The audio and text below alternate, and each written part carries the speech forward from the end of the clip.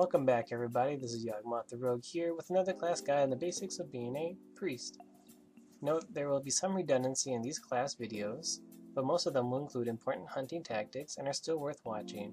I will be making these videos based on a solo leveling 1 to 99 as an unregistered character or as high as it is feasible to do so.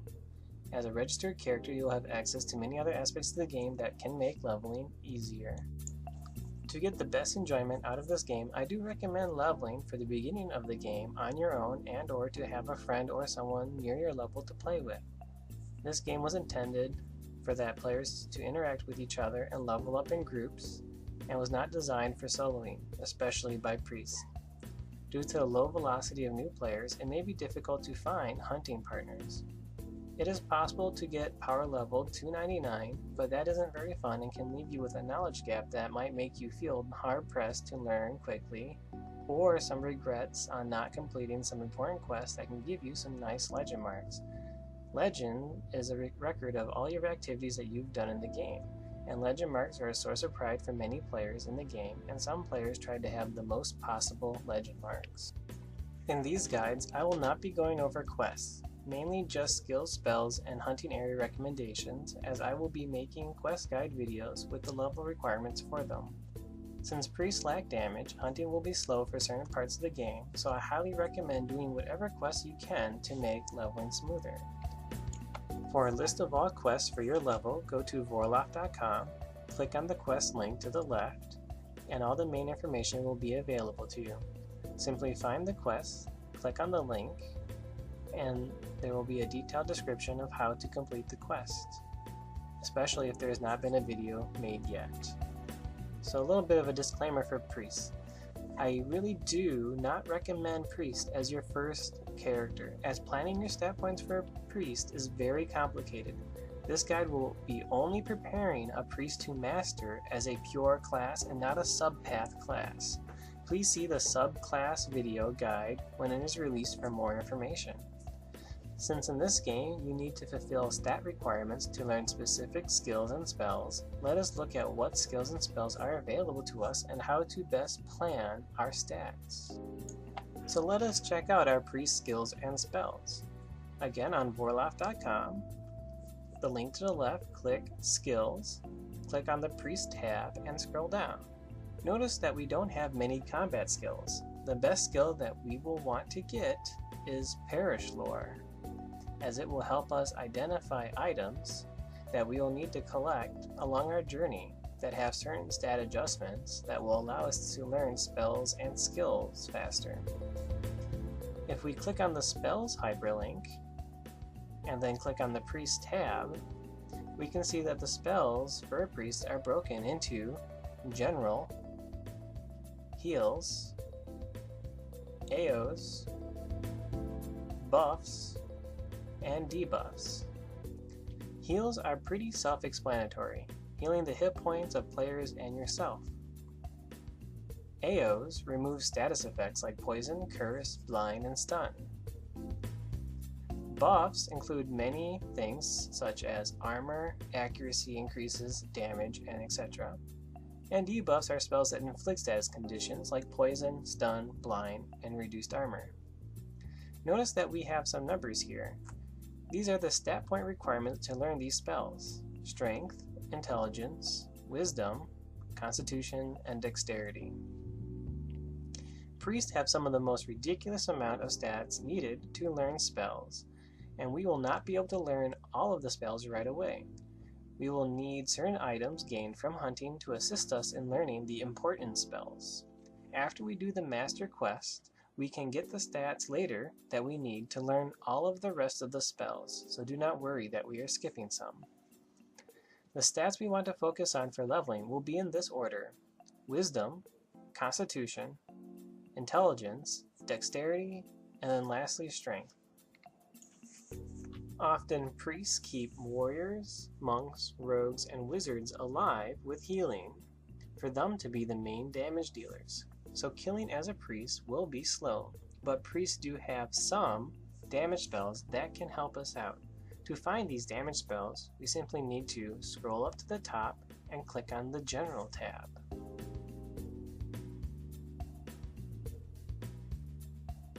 Here we have two spells, Dio-Lam and Dio-Saghib. These are holy based attacks, and Dio-Lam will be the nearest one that we can get. Sadly, these two attacks do very low damage, but will still be useful for us in the game. In this game, our abilities get stronger. If we press the S button, we can see our skill tab. If we put our mouse over Assail, our only skill, it will say 0 out of 60. If for some reason it does not, you may need to relog to see it. Using our skills and spells will make them stronger over time, so to level up our basic Assail, we simply need to attack some monsters with our weapon. Similarly, to level up our spells, we simply need to cast them either on ourselves, other players, or monsters. So now, let us allocate our first 6 stat points. We will add 1 to Strength, 3 to Wisdom, and 2 to Constitution. With a little bit of money that we have, we can now learn our first spell. We can learn the Beg-Ak spell, translated as Small Heal. We also have the stats to learn our Masht, translated as Armor. But we are not yet strong enough to get the raw wax that is needed. So if we open up our map, the person who teaches us our priest spells is the White Witch, and she is located around here. Now, even though the map does not show, there is a bridge down here. The map is a bit old and some of the towns have been updated, but the map has not. So let us now walk to the White Witch.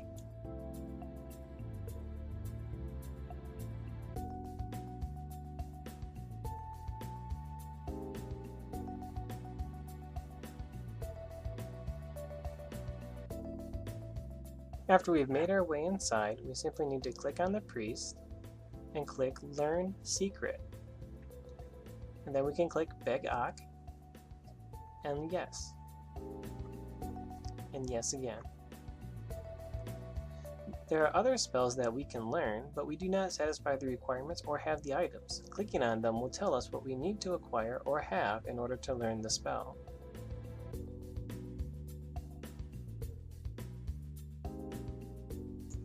Now our spell will appear in our spell tab. To open our spell tab, press D. If we mouse over our spell, it will say 0 out of 100. Casting this spell over and over again will increase the amount of hit points it heals per cast, but does not increase the amount of mana it requires to cast the spell.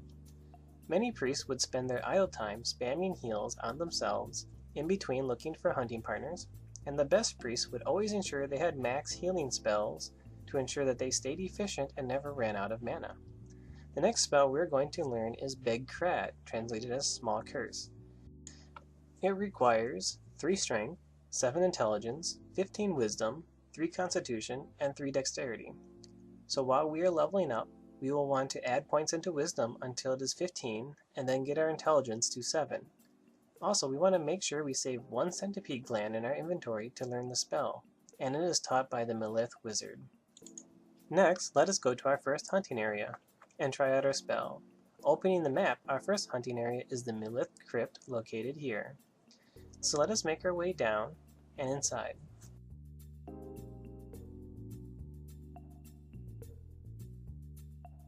Once inside, we will find spiders, rats, and centipedes, and in the deeper levels, bats and other stronger monsters. This is a Diablo-like game where each dungeon has many deeper levels.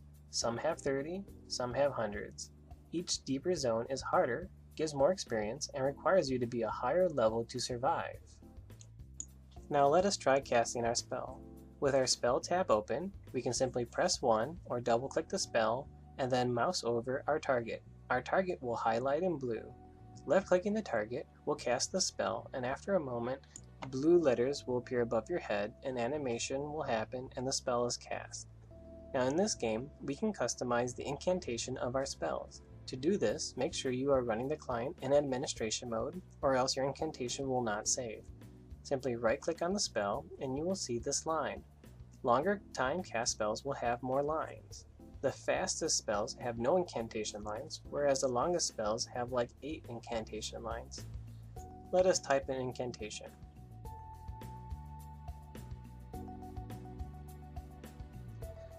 Now we will cast the spell. There will be a blue text above our head for each line of the spell. If the sentence is broken, like we have here, we can simply right-click on the spell and add a couple spaces in the incantation to put the word we want on the second line and save. Now recasting the spell, the incantation looks better. Note you have limited writing space for each line of the incantation. I highly recommend writing something for incantations in your spells, as it will make casting the spell repeatedly a lot easier and faster. If you attempt to cast a spell again or another spell before the incantation is finished, the spell will cancel and not resolve, which could cost you or other players their lives. Finally, we're going to need some money to buy gear upgrades. But the monsters in this area do not drop money, they drop animal parts and rotten food.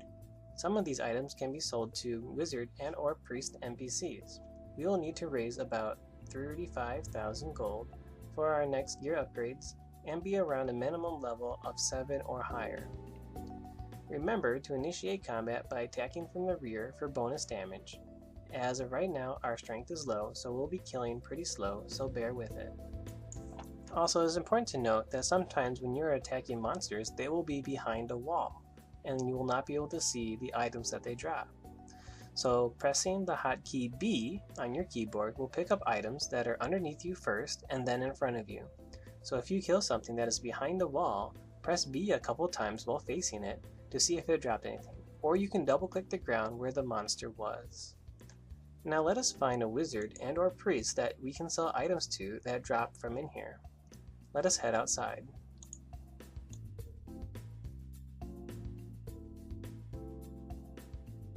Alright, now opening our map, we can see that the white priest we are well familiar with because we were just there, and then there are 2 wizards located over here.